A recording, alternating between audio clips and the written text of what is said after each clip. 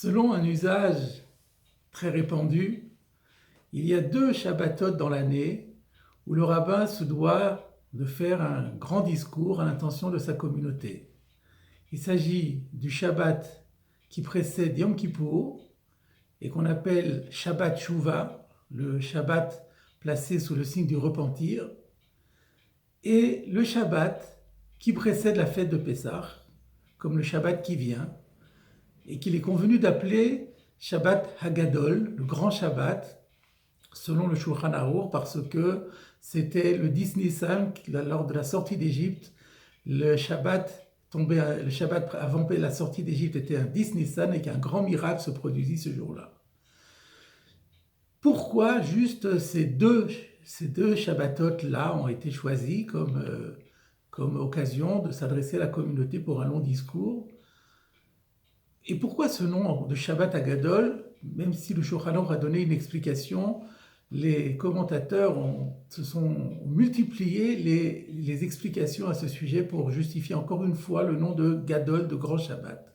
Je voudrais cette année vous transmettre une explication assez originale qui a été proposée par un des grands maîtres du judaïsme, le Rav Moshe Sofer, qu'on appelle Khatam Sofer d'après l'œuvre qu'il a écrite, qui était rabbin à Presbourg au XVIIIe siècle, et qui était un de nos plus grands décisionnaires, et qui a fait une drachat Shabbat Hagadol lui-même, un Shabbat qui coïncidait avec la parashat Metzora, comme c'est exactement ce qui se passe cette année. Notre Shabbat Hagadol va coïncider avec la parashat de Metzora.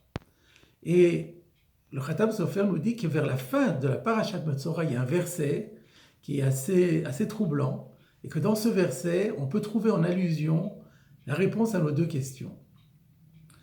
Et voilà ce qu'il explique en introduction. Il y a une saison dans l'année qui est particulièrement périlleuse au plan moral.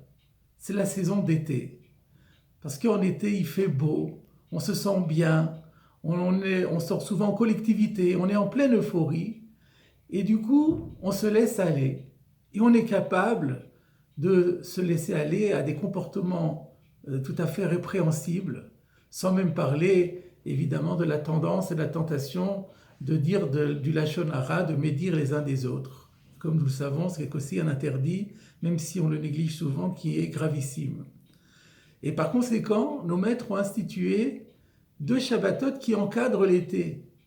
Il y a le Shabbat du printemps, avant la fête de Pessah, qui va avoir pour objectif de prémunir les fidèles contre les dangers moraux de l'été, et le Shabbat Shuvah qui va venir à l'automne, après que l'été est passé, pour le cas où certains se seraient allés malgré tout à fauter, et là les inciter à faire Teshuvah.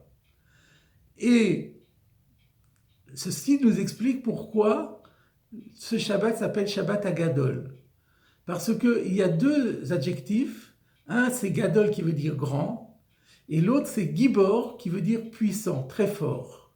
Le puissant, le vaillant, comme disent les Pirkei Avot, les maximes des pères, Ezeu Gibor Hakovesh et Yitzro, c'est celui qui arrive à lutter contre lui-même, à se battre et à vaincre son mauvais penchant.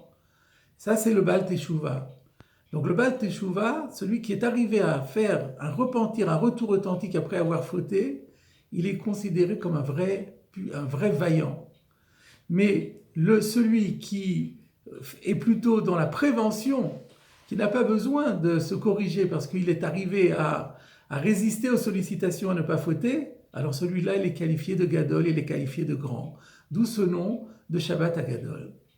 Et là, le Khatam Sofer se pose une question. Il dit, mais on sait que le Baal Teshuvah, dans la tradition juive, est considéré comme quelqu'un d'extrêmement méritant. Il y a un passage du Talmud qui dit, ou du Midrash, qui dit que B'makom shebaalei Teshuvah omdim, en tzadik yachol lamod, que celui qui a fait Teshuvah se trouve à un degré tellement élevé que même un tzadik ne peut pas prendre sa place. Et donc, pourquoi instituer un Shabbat de prévention pour nous empêcher de fauter? Ne vaudrait-il pas mieux laisser la faute s'exercer pour qu'ensuite on fasse teshuva et qu'on arrive à un degré supérieur encore. Où est la faille? Réponse, il y a deux raisons.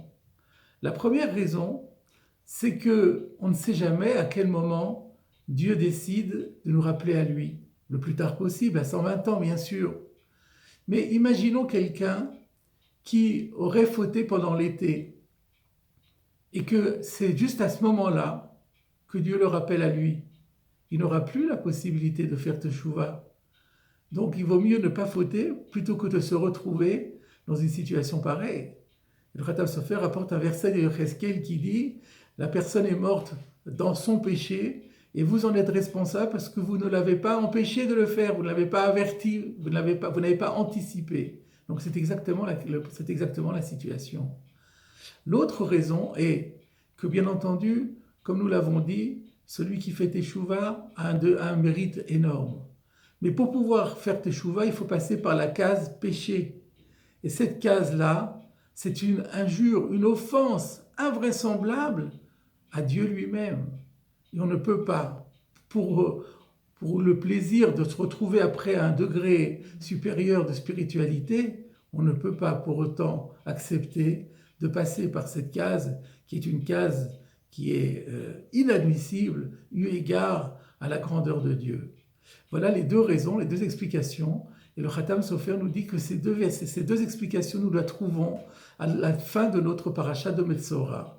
Le verset dit « Ve'izartem et bnei Israël mitumatam ». Rachid dit « Izartem », ça ne veut pas dire mettre en garde de Zeirut, ça vient de Nazoru Achor, qui veut dire reculer. Vous ferez reculer les bnei Israël de l'impureté. Ça veut dire vous les éloignerez, vous les prémunirez contre l'impureté, vous préviendrez. Et l'impureté ici, nous avons compris que c'est le mauvais comportement, le comportement immoral, le comportement contraire à celui prôné par la Torah. Donc, vous devez anticiper et empêcher les enfants d'Israël, leur éviter d'avoir à se souiller par l'impureté, par la faute. Et ensuite, le verset dit « Velo yamutu betumatam ». Et ce verset qu'on a du mal à traduire, qu'on traduit en général, et de façon qu'ils ne meurent pas du fait de leur impureté, on peut le traduire ici littéralement, pour qu'ils ne meurent pas en état d'impureté. C'est-à-dire que pour qu'ils ne risquent pas de mourir après avoir fauté et sans avoir eu le temps de se remettre en question et de corriger le comportement, quittant ce monde ainsi en état de souillure. V'lo yamutu betumatam. Et à la fin du verset, Betame'am et mishkani asher betocham, en souillant ma résidence parmi eux. C'est la deuxième raison. Dieu dit, je reste toujours parmi vous, même pendant la période de la destruction du temple, quand vous êtes hors d'Eretz Israël, mais je reste toujours parmi vous.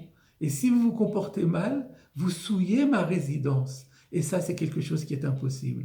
Et ainsi, on retrouve dans ce verset les deux explications pour lesquelles ce Shabbat Hagadol est tellement important. Et nous comprenons d'ici, et ce sera notre conclusion, qu'en arrivant vers la veille de Pessah, on ne doit pas simplement nettoyer le Hametz de nos maisons, mais on doit faire aussi notre introspection.